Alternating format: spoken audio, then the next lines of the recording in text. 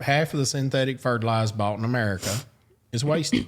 And it's a don't hold me to it, $20 billion market.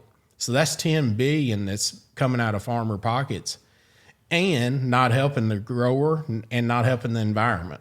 So when I learned that was one of their big missions, I said, well, okay, all right. So, and then they said, we can increase yield.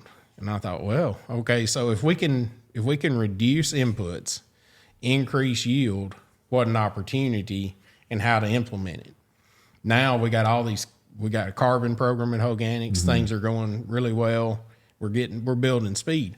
But the customers that we have that are not willing to make cuts, they're It's not for them. They look at it as an added cost, don't they? Like, how am I going to add a cost in there if I'm not? Yeah, okay. They don't realize that balance of if you reduce your fertilizers and then buy the product, you're compensating. Like it's just a trade-off.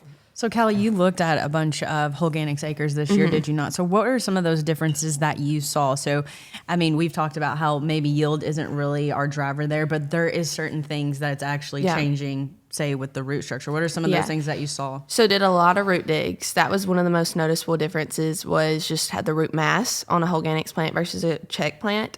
And then I had some guys down in southern middle Tennessee, and they were in a drought. Went down there one time, could not dig their roots up. Told them, call me back when you get some rain. Came back a few weeks later. It was still tough to dig, but just the water retention in the Organics plant versus the check plant was extremely different. Like it was just so much more, it was easier to dig and more soft. It was that better soil. And we've seen higher yields when you reduce your NP and K.